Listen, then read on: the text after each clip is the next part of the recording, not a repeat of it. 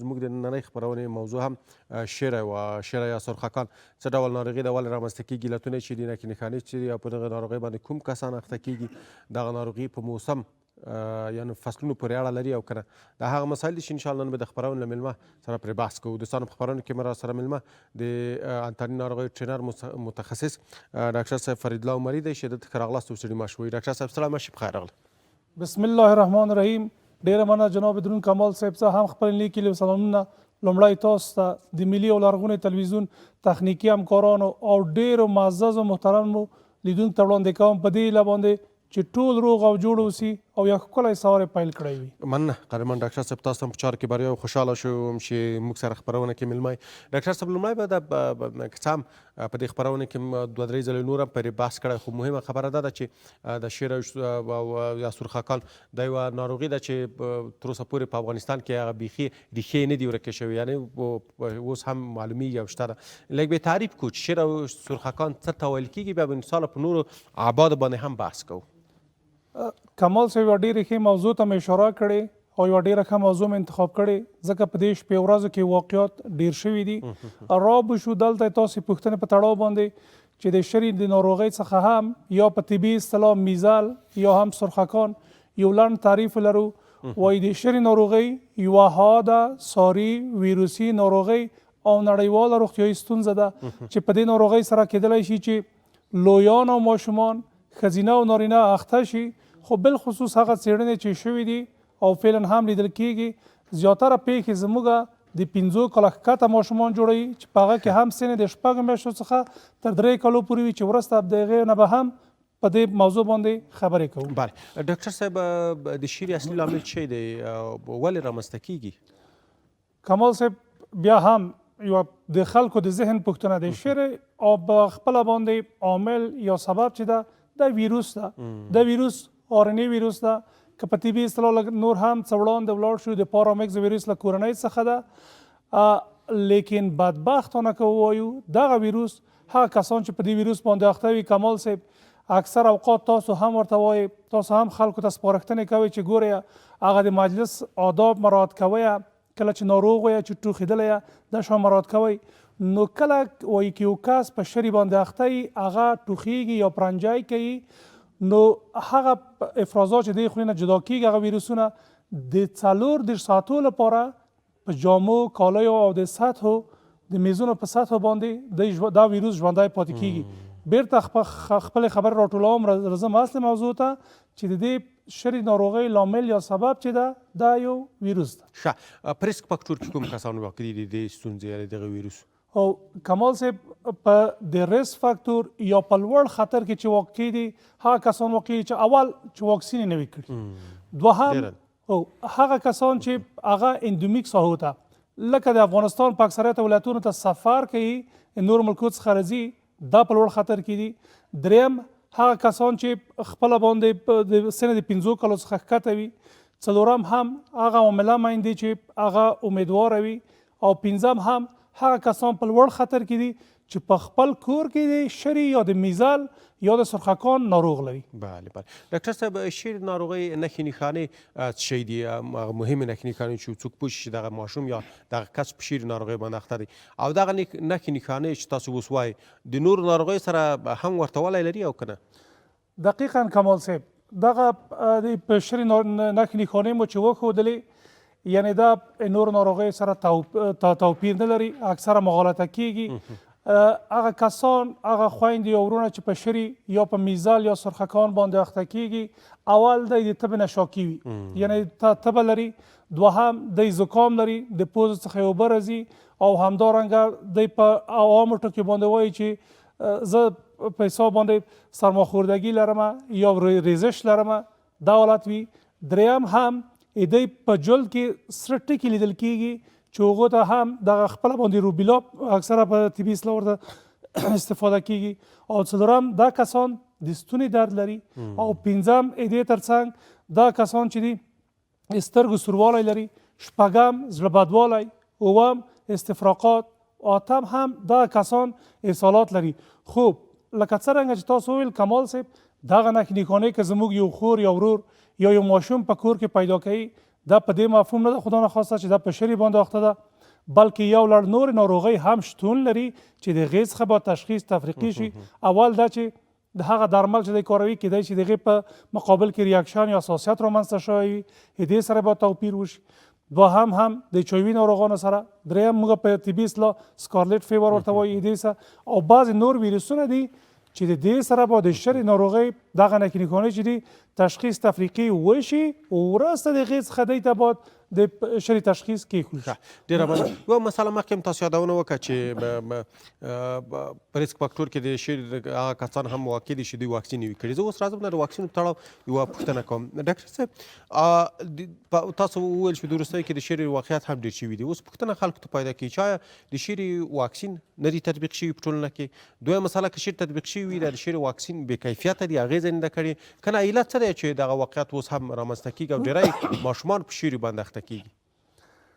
کمال صاحب، اول دا چې موږ واکسین ته په یوه ډېره ټیټه سترګه ګورو. زموږ تر اوسه پورې د ډېری خلکو اذهان یعنې ذهنونه دا رقم جوړ شوي دي چې واکسین یو بې ځایه شی دی، واکسین سړی بې غیرته کوي، واکسین سړی په آینده کې دې نه غورځوي، که ښځه وي هم شنډوي، که نارینه هم وي شنډوي. ځینو څه دا ذهان موجود دي چې واکسین د موږ ذهنیت تغییر کوي، لیکن را به شدو ته چې واکسین دا شی نه دی، ځکه د عامې روغتیا وزارت خپله باندې دا کمپاینونه اعلانوي. نو بنا په دې اساس زموږ پیښې چې کله ډېرېږي، اکثریت هغه ماشومان دي چې مړینه هم په دې کې لرو، هغه کسان دي چې واکسین نه وي ترسره کړي. په دوهم قدم کې مای تاسو خبر ده هغه کسان دي چې دغه د واکسین دوزونه چې دي 2 دوزه دي، یا په 9 میاشتو کې کېږي د شري واکسین، یا د میزال یا سرخکان، دوهم هم په 13 میاشت کې کېږي. زیاتره کسان چې داسې بې بندهباره دي د واکسین په مقابل کې، ځکه دا خو فری او مجاني دي، کله چې په 9 میاشت باندې واکسین ورته وکړل ماشوم ته، بیا هغه کارت هم بیریږي ځینې، او هغه 13 میاشت هم بیریږي. دا چې وخته کېږي د دوهم دوز واکسین نه وي اخیستي. دریم هغه کسان دي چې عام پوهاوی نه لري، کله چې په کور کې یو ناروغ په یو ماشوم په شري باندې اخته کېږي، کمال صاحب مخکې له دې څخه چې د هغو هغه قاشق او پنجه او ګیلاس جدا کړي، نه غونډ ماشومان را سره خوش کوي یو ځای، بالخصوص د ژمي په موسم کې. دا خپله باندې لکه څرنګه هم چې په اول کې وویل، نو دغه ساري ناروغۍ ده، او د دې انتقال او ترانسمیشن چې ده، کمال صاحب لږ څه به نور هم مخکې ولاړ شم، هغه کسان چې په شري باندې اخته کېږي چې کله ټوخی یا پرنجی کوي، هغه هوایي قطرات د شبنم په شکل باندې چې موږ په سترګو نشو لیدلی، سالمو کسانو چې کله ورورسېږي، یعنې هغه تنفس کې هغه په شري اخته کېږي. او دوهم هم فیزیکی تماس، یعنی یو کس په شري باندې اخته دی بدون دونه چې هغه آداب د مجلس مثمرات کې رزیب او زکام ده، یعنی شري نکنیکانې لري، هر چا ته لاس ورکوي، روغبړ کوي، په غېږ کې نیول، مچول، ښکلول، دا شیان کوي، دلته هم دغه ویروس دی نورو ته ور انتقالوي. او دریم هم هغه امیدواره میندې یا هغه مورګانې چې هغه عامله وي، نو کله چې دی په شري اخته کېږي، کیدای شي هغه جنین یا فیټوس چې دی په باطن کې دغه ماشوم هغې ته انتقال کړي. نو رضو دغه ټول هغه عوامل دي، یعنی کمال صاحب هغه څه دي چې زموږ د شري واقعات ډېروي او د دې ګراف مخ په لوړېدو دی. بله ډاکټر صاحب، که داسې پوښتنه وکړم، شري ولې په ماشومانو کې ډېر دی نسبت تر لویانو؟ دقیقا کمال صاحب، اول قدم کې دغه ماشومان چې دي اکثریت د مور څخه هم چې دی پیدا کېږي، دی معافیت نه لري. نو دی معافیت چې کله اخلي، دی به یا شري تېروي یا به هم واکسین کوي. او زموږ ډېری پیښې هم چې لکه څرنګه مې چې اشاره ورته وکړه، د 6 میاشتو څخه شروع کېږي، ځکه یو ماشوم ته تر 9 میاشتو پورې واکسین نه کېږي او دی انټي باډي نه لري. که د ماشوم مور هغه څېړنې شوي دي چې مخکې شري تېر کړی وي، کیدای شي هغه انټي باډي چې هغه ماشوم ته په ګېټه کې د هغې ته ور انتقال کړي، خو هغه ماشوم هم په کامله شکل باندې د شري مقابل کې انټي باډي نه لري. بنان رزم دې ته چې موضوع را سره تیت و پرک نشي، دا خبره چې سرګیچه نشي. دغه ماشومان چې اول قدم کې دی د واکسین نه وي کړي، یعنې هغې سنت نه وي رسېدلي، دوهم دی معافیت ټیټ وي، دریم دی اکثره ماشومان چې نور په اخته کېږي په د شري باندې، ځکه په کورونو کې هغه یو د بل څخه یعنې ایزولیټ کېږي نه، جلا کېږي نه، ټول په یوه دسترخوان په یوه کاسه کې نیول کېږي. نو په دې خاطر باندې دغه لاملونه دې سبب کیږي چې اکثریت واقعات د شری یا د میزل یا سرخکان د 15 کالو څخه په ښکته ماشومانو کې لیدل کیږي. بله ښه ډاکټر صاحب مهم مسله چې تاسو یادونه ورته وکړه همدغه ده چې ماشومانو هغه اصلي علتونه همدغه دي چې په اصطلاح شخصي افضل سره ښه نه ساتل کېږي د ماشومانو هماغه ده چې شری یو د بل ته انتقال کوي. په دې به راشو په دې به بحث وکړو چې شری ناروغي ډېری داسې ناروغۍ دي چې شاید شری هم هغې ته ورته وي چې فصلي ناروغۍ دي فصل پورې هم اړه لري. شری هم د فصلي ناروغۍ له ډلې څخه دی او که نه؟ کمال صاحب یوه ډېره ښه پوښتنه مو وکړه. داسې پوښتنې مطرح کوئ لکه د طبابت چې ډېر تجربه دغه ترسره کړي وي. هیله کوم ډاکټر صاحب. نو خپله باندې دغه د شری ناروغۍ چې ده وایي دا د کال په ټولو فصلونو کې ادامه لري خو ډېری پیښې په ژمي کې رامنځته کېږي. دا په دې خاطر باندې هغه څېړنې تحقیقات چې شوي دي وایي په ژمي کې یو خپله باندې د ویروسونو لپاره هغه د هغو د نشو نمو تکثر لپاره موقع مساعده کېږي. دوهم دا چې په ژمي کې علاوه یې دې نه چې مثلا د شری ناروغۍ رامنځته کېږي نورې تنفسي ناروغۍ هم په دې موسم کې شتون لري او هغه کسانو معافیت ضعیف کوي او د دې لپاره مساعد کوي چې هغه د شری په ناروغۍ باندې اخته شي. او زموږ په هیواد کې دلته چې کله هوا ګرمیږي په کور کې مثلا په اکثریت کورونو کې یو اتاق ګرمیږي یا نهایتا 2 اتاقه. نو ټول کسان په مثلا که یو ناروغ هم یو کس هم په شری باندې اخته وي هغه یوې خونې ته راټولیږي او هغه هلته نور ناروغان اخته کوي. خو په نورو هیوادو کې بیا مختلف لاملونه ښودلي دي خو په عموما هغه څېړنې چې شوي دي وایي پیښې د شری یا د میزل یا سرخکان زیاتره د ژمي په موسم کې لیدل کېږي چې فعلا موږ او تاسو په هغه موسم کې واقع یو. بله ډاکټر صاحب شری ته یوه مرګونې ناروغي ویلی شو او که نه او که داسې وایي کله چې یو څوک په شری باندې اخته کېږي هغه یعنې په هغه لومړنیو کې د هغې تداوي ونه شي یا هغه څه سپارښتنې چې ډاکټر ورته کوي هغه ونه شي د انسان په بدن کې کوم نور اختلاطات رامنځته کوي؟ کمال صاحب لکه څرنګه چې تاسو یادونه ورته وکړه شری ته په هغه صورت کې چې توجه ونه شي بې توجهي وشي دو ته مرګونې ناروغي ویل کېږي او ډېره مړینه رامنځته کوي. هغه کسان چې په شری باندې اخته کېږي یعنی دی کوشش کوي چې د خپل سر درملو څخه استفاده وکړي. دی کوشش کوي چې په کور کې هغه زموږ زړې میندې ورته وایي چې پټ یې کا چې دا باید ګرم شي چې په دې باندې شری مکمل راوخیږي اوبه ډېرې مه ورکوه. دغه رقم تداوی د دې لامل یو سبب کېږي چې هغه د مرګ تر کومې پورې ورسوي او که چیرې دغه په شان ادامه ولري نو دوی په بابیړي او اختلاطاتو باندې اخته کېږي. اول موږ نیمونیا یا سینه بغل ورته وایو. که لویان وي که واړه چې کله په شری باندې اخته کېږي که چیرې دوی ته خاص پاملرنه ونه شي په نیمونیا اخته کېږي. دوهم دې ترڅنګ یوه خطرناکه اصطلاح چې په طبي کې موږ ورته استفاده کوو دې لپاره دې نیمونیا په بیس کې دغه ناروغۍ چې په شری باندې اخته دی کیدای شي سپسس خواته لاړ شي. دریم د دماغ التهاب د دماغ د پرانیشم التهاب چې هغې ته موږ په طبي اصطلاح انسفالیت وایو یعنې هغه په انسفالیت باندې اخته کېږي. او همدارنګه کیدای شي په ماشومانو کې یو موږ په طبي اصطلاح هغې ته فیبریل کانولژن ویل کېږي کیدای شي په هغې باندې اختلاجات راشي.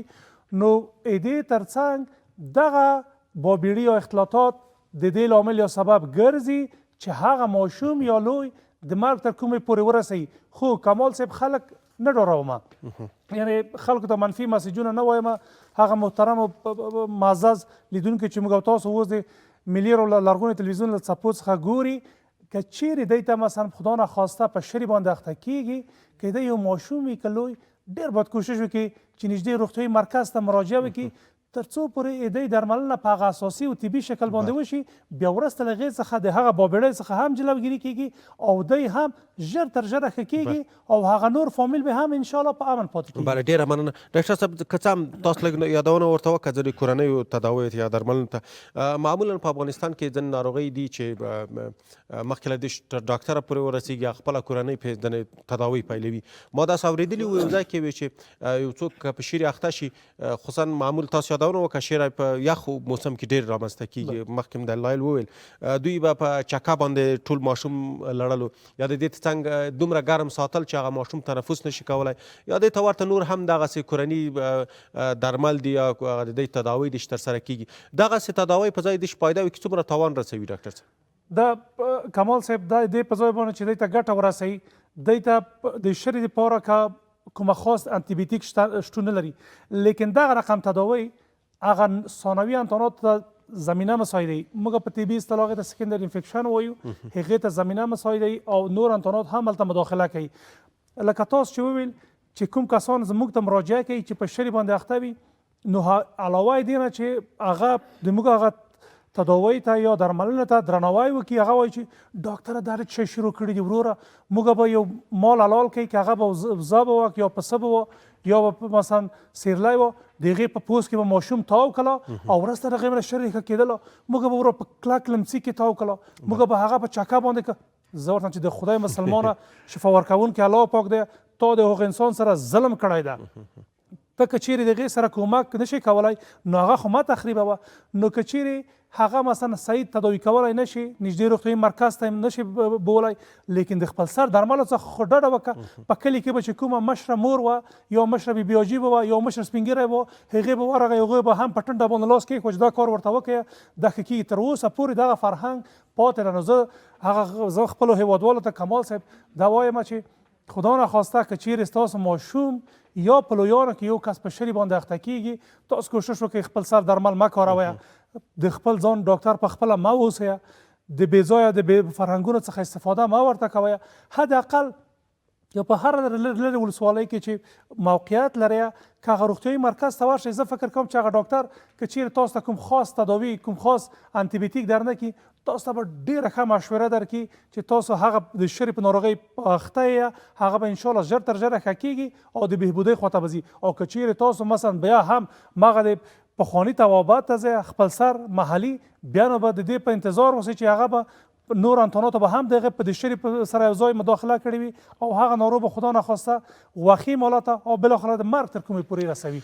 مننه ډاکټر صاحب، ښو نکتو ته مې اشاره وکړه. په ټوله کې که بحث هم راټول کړو، خصوصا مخکې هم په د واکسینو په ارزښت باندې بحث وکړ، بیا هم زه پوښتنه هم دغه کوم کله چې ماشوم تولید کېږي او نوی زیږېږي، ډاکټر صاحبان په روغتون کې ورته یو زیړ کارت ورکوي او د هغه زیړ کارت مطابق ورته مهالویش ټاکي چې په دغه مهالویش تاسو باید خپل ماشومان واکسین کړئ.